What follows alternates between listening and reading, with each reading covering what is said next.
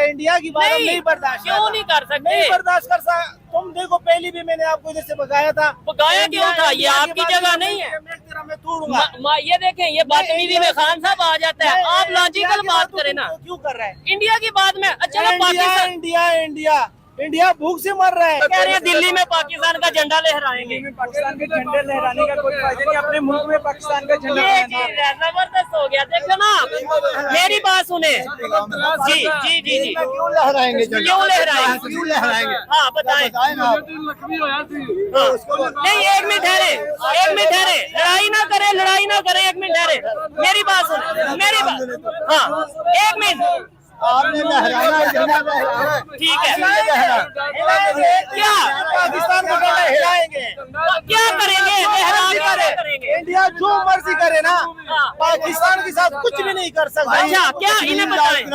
एक मिनट, उन्हें बात करने दें, बात करने दें, बात करने दें जी। आपने कश्मीर आजाद कराया, एक मिनट चाचा जी, और दिल्ली का कब्जा है, आजाद कराओ ना। जंगली वारियां पीछे पर चल, किस तरह वो सुपर ताकत बन गया ये मुझे बताओ। वो कितना ज्यादा है पाकिस्तान से ना? अच्छा पाकिस्तान एक छोटा सा मुल्क है ना, ठीक है। अगर इस तरह सुपर ताकत बन गया तो आ जाए हम पाकिस्तान पे कब्जा करके दिखाए। कब्जा उन्होंने कहा कि हमने कब्जा करना, ना ही वो सुपर ताकत तो बड़ा अमेरिका के लिए इंडिया के लिए जोर लगा रहा है, पता नहीं इंडिया को क्या दे रहा है। आईटी डिपार्टमेंट में खसूसी तौर पे वो बहुत आगे जा रहा है। गूगल का जो वेबसाइट, मौलाना खान साहब इधर आओ, इधर आओ, आप इधर आओ। लेकिन ये खान साहब कहते हैं वो दुनिया में कहाँ पे भी आगे। ये भाई कह रहे हैं कि अगर कोई टेक्नोलॉजी में, इकोनॉमी में आगे जा रहा है तो मानना चाहिए। हम क्यों कर रहे हैं? हाँ? इंडिया का जो भी लफ्ज हम सुन रहे हैं, हाँ। आप कहते हैं इंडिया इंडिया, नहीं क्या इंडिया इंडिया, मैं क्या कह रहा हूँ आप आपको? कह रहे हैं इंडिया की बात करते हैं। इंडिया की इकोनॉमी आगे चली गई, टेक्नोलॉजी आगे चली गई, तो मैं क्या गलत कह रहा हूँ, झूठ कह रहा हूँ? तो मुझे बताएं, मैं गलत कह रहा हूँ भाईजान? आप ठीक कह रहे हैं। पहले कश्मीरियों से तो पूछ ले कि वो पाकिस्तान के साथ आना चाहते हैं या नहीं। एक सर्वे के मुताबिक उन्होंने कहा है कि हम हिंदुस्तान के साथ ही रहेंगे, पाकिस्तान में इतनी महंगाई है, लेकिन वो अपने हक के लिए लड़ते हैं। इसका मतलब ये नहीं कि वो पाकिस्तान के साथ होना चाहते हैं। वो चाइना से कुछ भी इतना डरता है, वो चाइना का नाम नहीं ले सकता है। इंडिया वाले, चाइना के पास सब कुछ है, इंडिया के पास क्या है? क्या इंडिया के पास? वाले तो सारे लोग फुटपाथों पे सो रहे हैं। नहीं खान साहब, ये आपने वो मूवीज देखी हैं, पुरानी फिल्में देखी हैं, उसके अंदर आपने देखा होगा कि वो फुटपाथ पे सो रहे हैं, तो आपने बात कर दी है। अल्हम्दुलिल्लाह हम पाकिस्तानी जो है ना इंडिया से अच्छा A friend and a partner, not a counterbalance. We've stood with India on the border when there's been conflicts.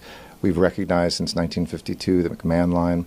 We all want to have peaceful relations with China. We support India's diplomatic अवाम के वोटों से ही नहीं आया, जो चोर डकैती कर कर आया है, जिसके पास ना मैंडेट है, अवाम उसको गालियां देती है, अवाम उसको कहती है बूट पॉलिश कहती है, मतलब उसकी पाकिस्तान में इज्जत नहीं है, बाहर की इज्जत करेगा कोई? मैं अभी एक जुमला रिपीट किया है, मैं रिपीट कर देता हूँ कि उसको आप इंडिविजुअली ना देखो कि वो शबाश शरीफ क्या हुआ है। उसकी पाकिस्तान में इज्जत नहीं है, उसको बूट पॉलिश कहते हैं अवाम। ये छोटी मोटी बात नहीं होती। जब आप किसी एक मुल्क में जाते हैं, वहाँ पर आपको वेलकम नहीं किया जाता है, तो ये क्या सिग्निफाई करता है? अभी खाना हमें अच्छा नहीं लगा।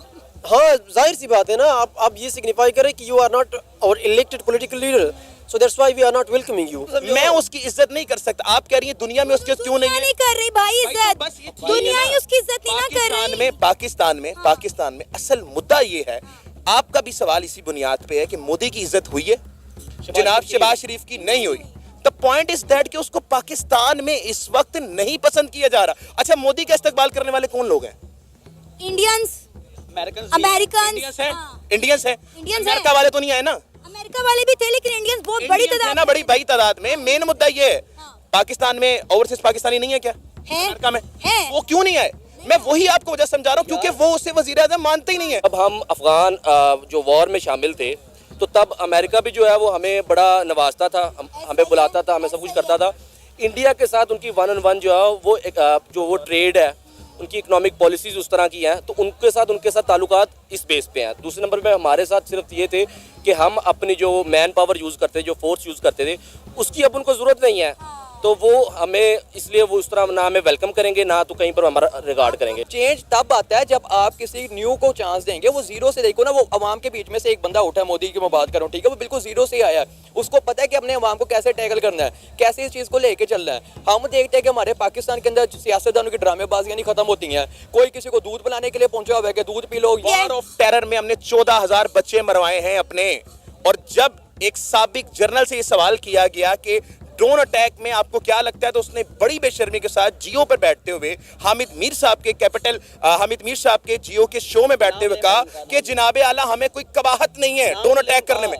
बच्चे मर रहे थे, हमारे लोग मर रहे थे कबाइल के ऊपर, और उनको कोई कबाहत महसूस इंडिया नहीं की हो बात रही। की जाए तो वो एक पावरफुल स्टेट है, डेवलपिंग कंट्री है, और जो बहुत अच्छे तरीके से डेवलप हो रहा है हर फील्ड में, ठीक है। तो इस हवाले, और फिर देखें चाइना पड़ता है एशिया में, तो अगर चाइना के अलावा कोई दूसरी बड़ी पावर है तो वो इंडिया है। अगर इंडिया के साथ ताल्लुकात अच्छे रहते हैं, फ्रेंडशिप भी रहती है, तो एक किस्म का ऐसे समझ लें कि चाइना यूएस का दूसरा घर होगा बिल्कुल इंडिया, जो कि काफ़ी हद तक चाइना के साथ बॉर्डर शेयर कर रहा है। तो साफ ज़ाहिर है उन्होंने डिफेंस स्टेटमेंट देनी है इंडिया के हवाले से, चूँकि अगर वो इंडिया से कुछ लेना चाह रहे हैं तो उसके बरक्स वो ये चीज़ भी कहेंगे कि हम इनको क्या दे रहे हैं, अभी हम इन्हें ये दे रहे हैं कि अगर वो जो हमारा मुखालिफ है वो इस कंट्री पे अटैक करेगा या किसी किस्म का कोई और एक्टिविटी करेगा, एग्रेशन शो करवाएगा, तो उस हवाले से इन्हें जो कि श्रीनगर से आता है, आप उसकी बात करें, उस पर 70 छोटे बड़े डैम बनाए इंडिया ने।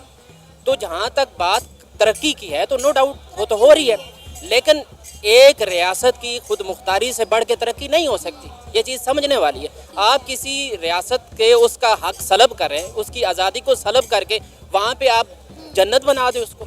आज़ादी तो आज़ादी है, उससे बढ़कर कोई नेमत नहीं। पहले ज़माने में हमें दिखाया जाता था कि इंडिया में जुल्म हो रहा है, ये चीज़ वो चीज़, हम इस चीज़ को समझते भी थे और हम अभी भी समझ रहे हैं इस चीज़ को कि इंडिया में जुल्म हो रहा है। लेकिन अब ये टॉपिक थोड़ा सा कंट्रोवर्शियल हो गया है, क्योंकि वहाँ के जिस तरह वो फैसिलिटीज़ दे रहे और जिस तरह पाकिस्तान में डिप्लोमेट्स आए उनके साथ क्या हुआ, केपी गवर्नमेंट ने कहा कि हमें पता ही नहीं है। बहुत सारे लोग फ़ॉरेन में जो हमारे साथ कश्मीर से मुतालिक वो लोग बातचीत होती है, जो एक पर्सनल लेवल पे बात होती है, दे वांट के वो इंडिया से सेपरेशन लें।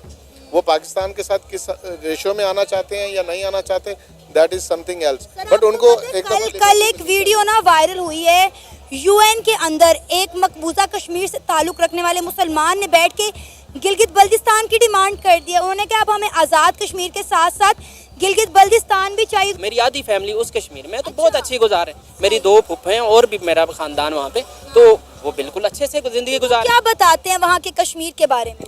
देखें, टू बी वेरी ऑनेस्ट, इतना नहीं होता जितना दिखाया जाता है। पाकिस्तान में उल्टा हो गया, जबकि हम नारे लगा रहे थे मीडिया में, ये हम नारे लगा रहे थे कि हमने बहुत ज़्यादा फैसिलिटीज़ दी है और हमने ये किया वो किया, लेकिन जब वही कश्मीर का इलेक्शन हो रहा था, कश्मीर के इलेक्शन में क्या हुआ, कश्मीर के वज़ीर आज़म के साथ हमने क्या किया, कश्मीर का जो CM था उसके साथ क्या हुआ, वो ये बताया जा रहा है कि वो जो उनकी गाड़ी थी, कश्मीर का जो CM जब इस्लामाबाद आए, जब उनकी गाड़ी थी, वो उसके जो बैग का जो डब्बा होता है वहाँ पे बैठ के वो कश्मीर गए, क्योंकि उनको ख़तरा था कि वो अगर गाड़ी में जाएंगे वो ब्लास्ट हो जाएगा। अगर आप देखें, जब आपने गिलगित बल्तिस्तान को एक सूबे का दर्जा दे दिया तो उससे उन्हें एक राह मिल गई कि उन्होंने कर दिया तो हम भी करेंगे।